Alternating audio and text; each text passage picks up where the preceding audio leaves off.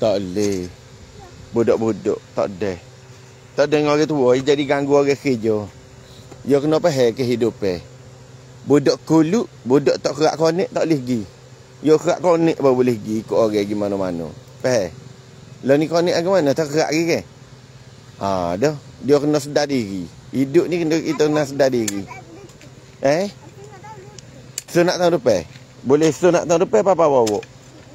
Ha. Tak boleh pergi lalu. Dia tak boleh saing orang kerak konek dengan tak kerak konek. Dia tak boleh saing. Dia kalau budak kuluk ni, dia kok mana kena gantung dengan orang. Kalau budak tak kuluk, tak gantung dengan orang. Dia pehedoh. Racun bahaya. Dia tak duduk pak orang ngacung. Cok tajir. Tak duduk pak orang cok. Kalau jelas, tarik jelas. Ting. Ha, baik. Pacak. Pacak. Lepas tu?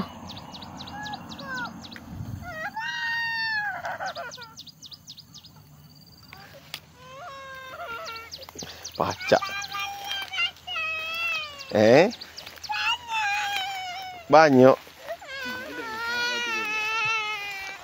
Ayo, baru ni kekoh igak dah.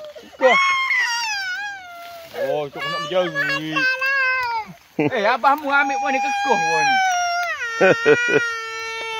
Hari tu buai lah.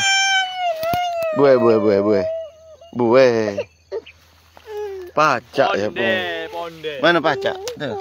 Oh, dah buai lah. Ponde. Ambil air liur sikit. Ambil air liur sikit. Dengar orang kata ni. Ambil air liur sikit. Tak dengar, aku malah tolong.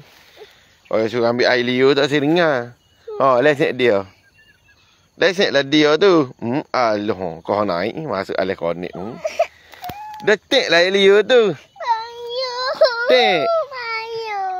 Aku tak apa orang duk masuk hari ni. Tek air liur tu. Tek dia. Alah, tek dia molek.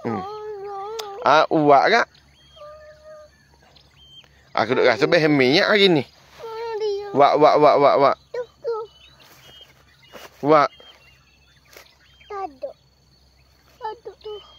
Wak lagi ada lagi tu. Banyak lagi tu. Tu.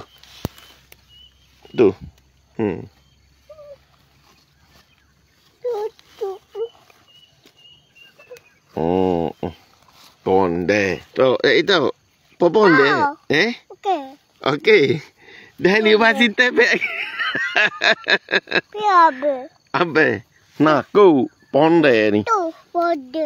Ponde tu. Oh. Ponde dia. Adik takut tak ke pacak? Tak takut. Tak usah. Mu nak ikut sangat ke? Aku ayat dah, aku nak cari lebah.